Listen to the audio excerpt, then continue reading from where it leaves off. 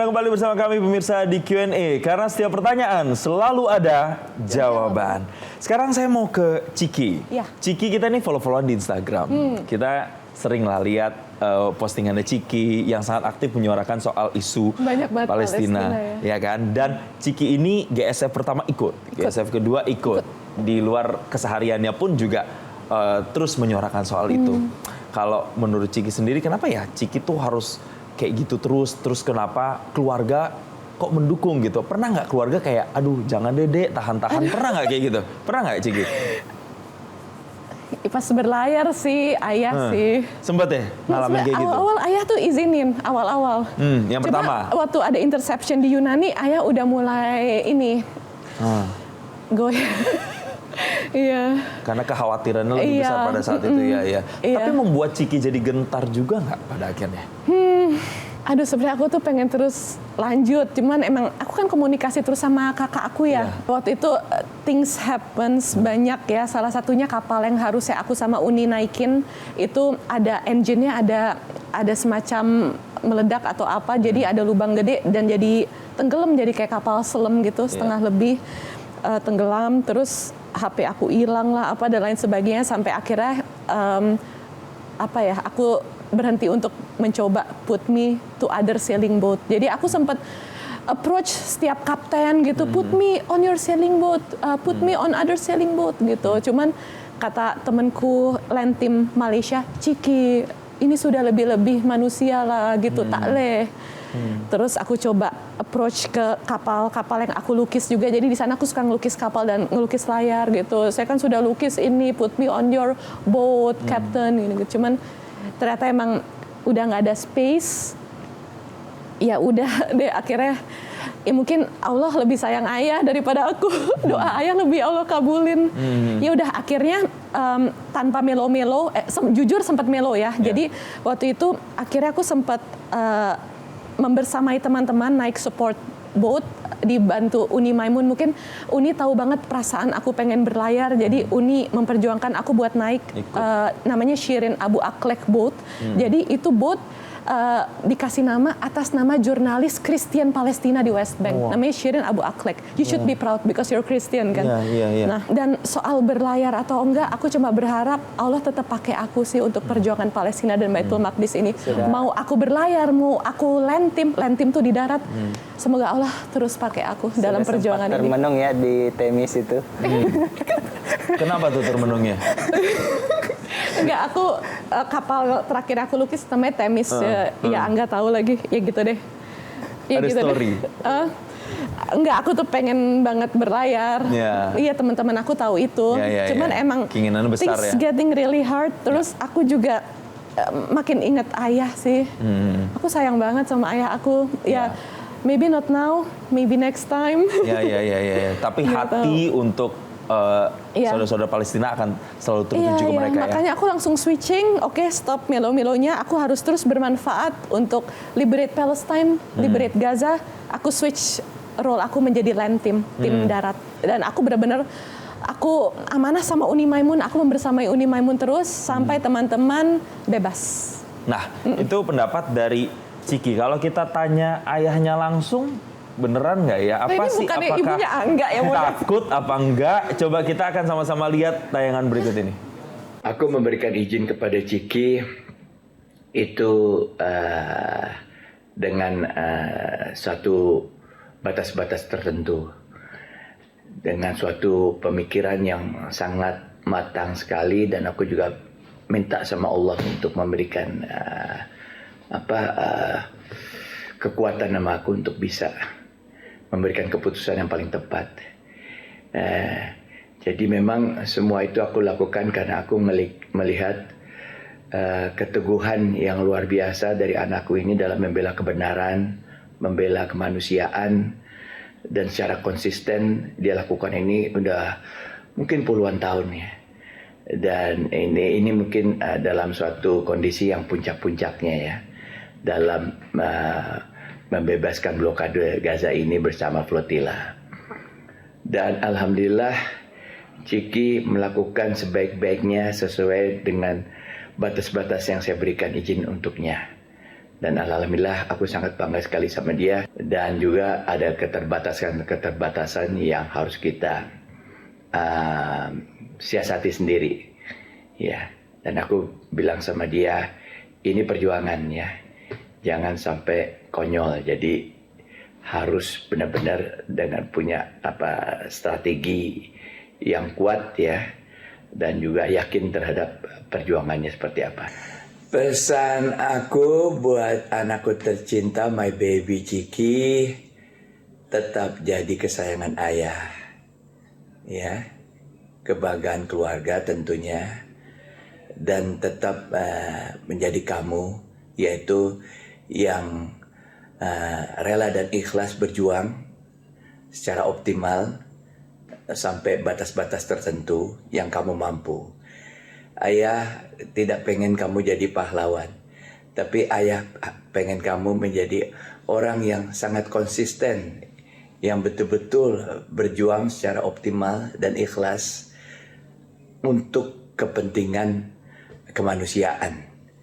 Jangan ada rasa ujub di situ. Jadi Ciki gimana habis ngeliat video tadi? Kayaknya ayah kasih lampu hijau kok sebenarnya. Deg-degan tapi masa kayak kaget gitu. Jadi tetap akan terus berjuang terus ya, berlayar terus ya. Ya, Karena semoga. lampu hijau udah dikasih sama ayah ya. Iya, semoga. Tapi aku paham sih ayah khawatir banget. Waktu di misi laut ini lebih komunikasi sama kakak aku. Karena khawatirnya kalau terlalu detail komunikasi sama ayah khawatir. Gitu sih, paling nggak ayah sama kakak tahu aku nggak apa-apa loh gitu, I'm okay. Kamu make sure ke mereka kalau everything is fine, semuanya baik-baik saja. Karena dan misi kalau kamu lagi terus dalam berlanjut. misi tuh uncertainty-nya tinggi banget. Betul. Kan, dan dar-der-dornya tuh selalu ada. Jadi kadang menurut aku nggak usah terlalu tahu detail, nanti khawatir. Tapi paling nggak tahu kalau kita oke. Ya, itulah dia. Kalau Mas Angga kayak gitu juga? Ke orang tua gimana? Atau ke saudara atau ke orang rumah gimana? Saya lebih ke ibu ya. Kalau bapak saya mendukung aja. Ini ibu saya yang saya lebih khawatirkan.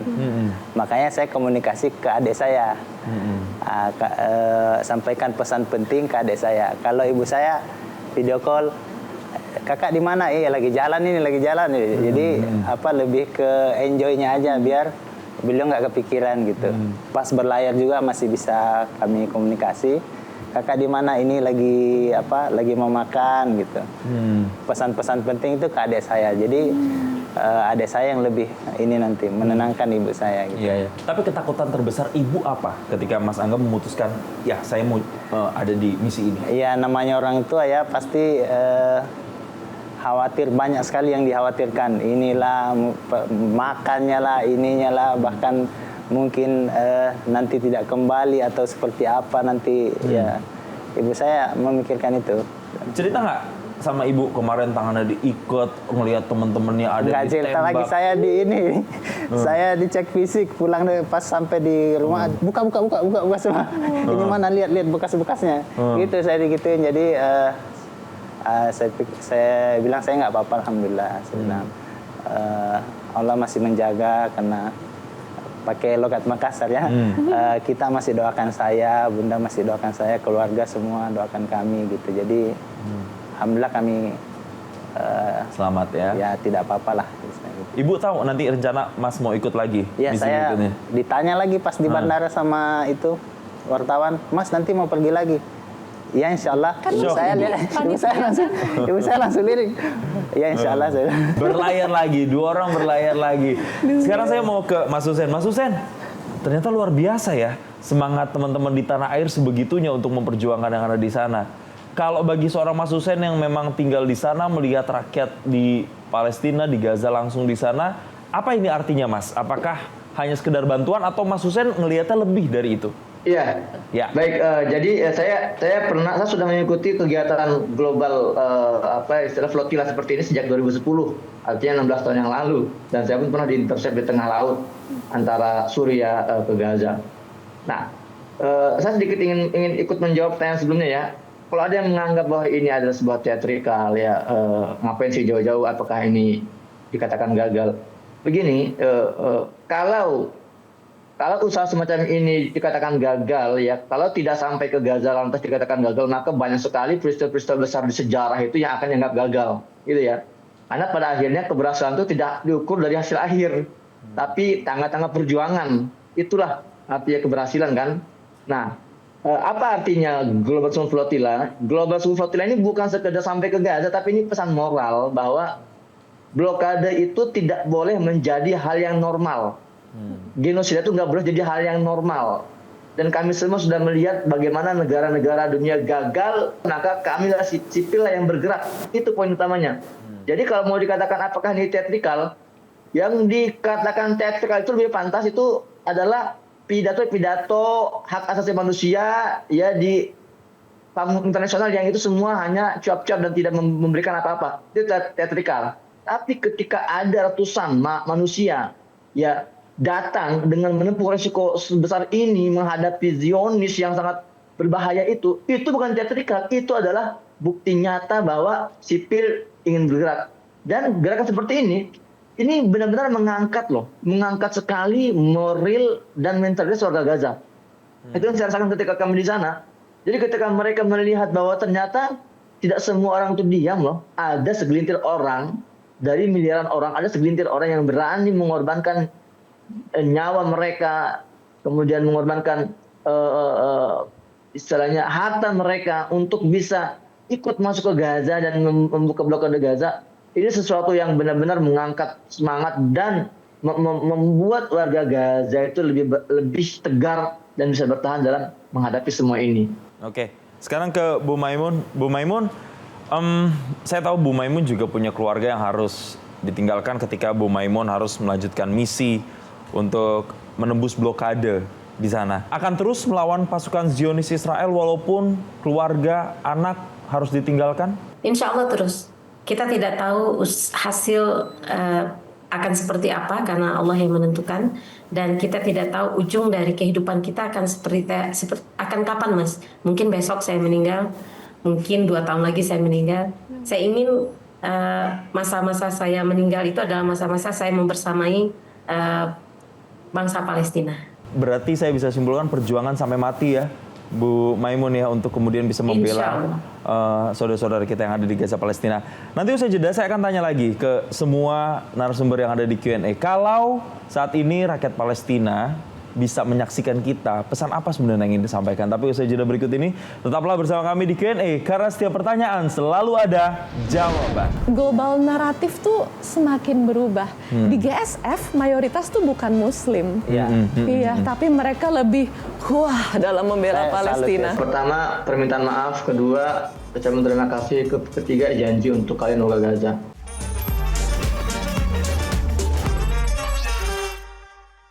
Jelajahi cara baru mendapatkan informasi. Download Metro TV Extend sekarang.